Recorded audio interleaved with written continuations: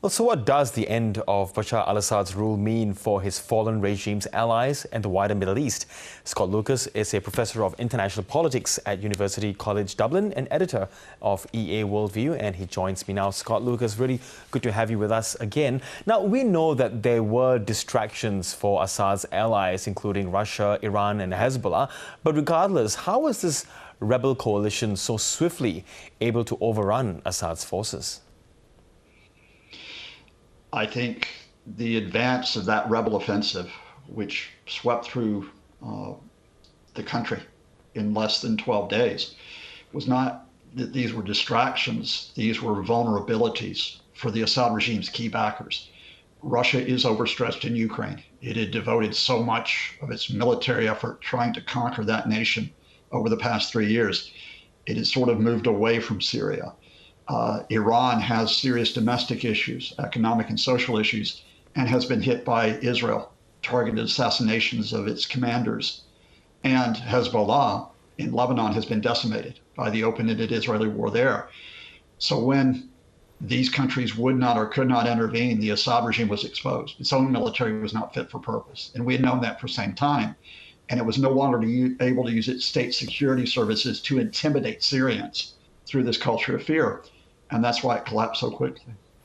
Yes, and how big a blow is this, looking more broadly now, for Russia? How big a blow is this for them, given that they have a naval base, an air base in Syria, or had an air base, although it does now appear that Moscow is hoping to strike a deal with the rebels? It's a serious blow for Russia. I mean, beyond those military assets that it has there, the whole effort by Russia in the Middle East and beyond, as we've seen in Ukraine, was this projection of power. Russia was also doing this in Africa, trying to take over, undermine governments there. And what has happened is that its project to save Assad, which goes back to 2011, but especially since 2015, is now in ruins. This is not going to stop the invasion of Ukraine. It's not going to stop Putin's threats.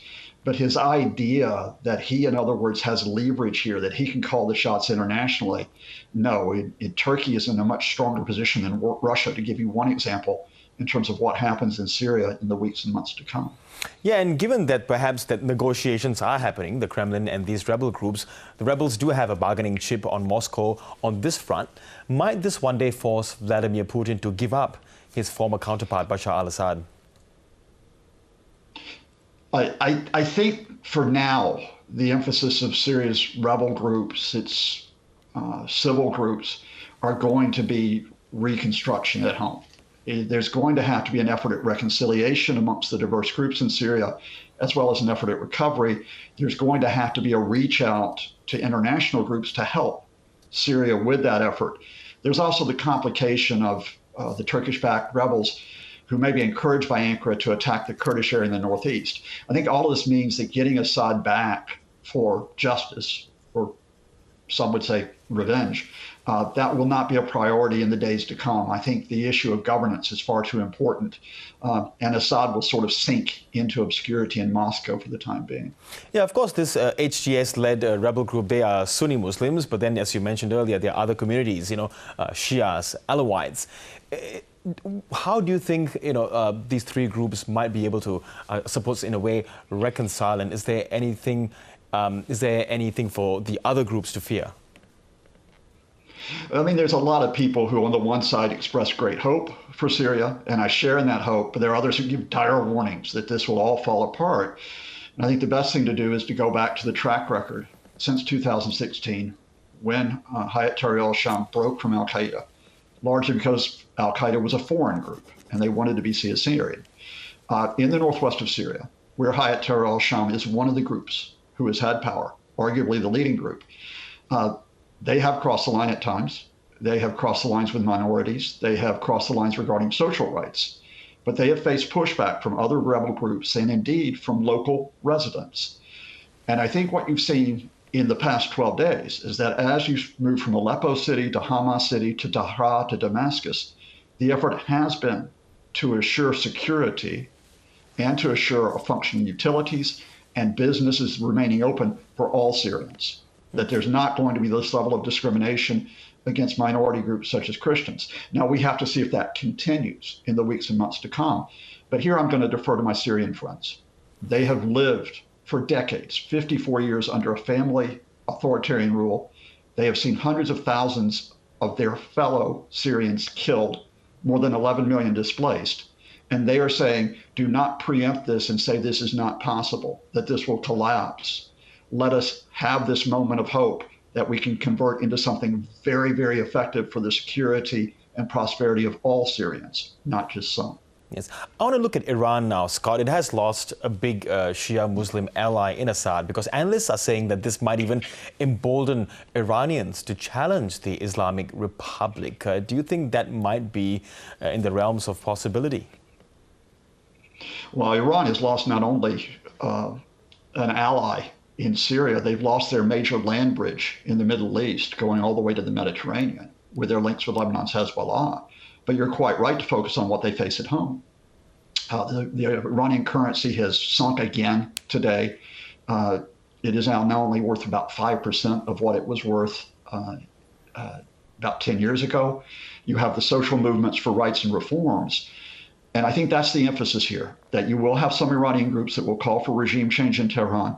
But again, I speak on experience with Iranian friends and colleagues inside the country. They don't want regime change. They want support for justice, equality, and rights, just as Syrians did.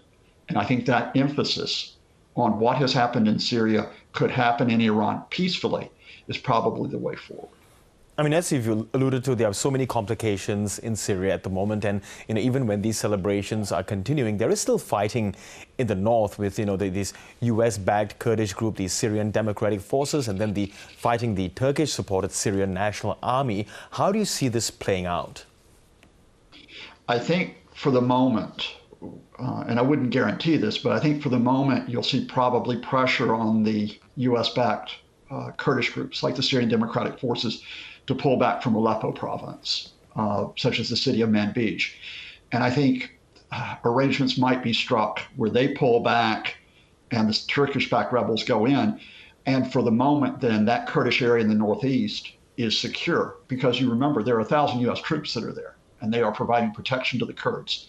I think the question mark over a Turkish-backed movement against the Kurds, seeing them as part of a Turkish-Kurdish insurgency, comes in January when Donald Trump takes office, because Trump has threatened, and did so last week, to withdraw those U.S. forces. And in 2019, he gave a green light to President Erdogan of Turkey to attack the Kurdish areas. Will he do so again in January? That, I think, will be the critical moment to watch in terms of that stability or instability in northern Syria.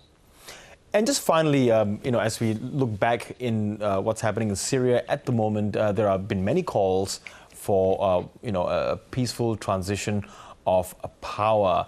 How do you foresee this happening? Well, the first steps will be the question of bringing together the different factions. And I have to emphasize, with all the emphasis on Hayat Tahrir al-Sham, and I understand that, there were a dozen factions involved in the northern offensive. There were several factions involved in the Southern Operations Room who were the first to reach Damascus. All those groups will be involved in discussions. Political groups, some of whom were based in Turkey since 2011, some of whom have been in Syria trying to survive at the risk of being crushed by Assad. This all comes to the fore. And you will have to have a negotiation across a huge spectrum of questions in terms of political participation, social rights, and economic reconstruction. That's not easy.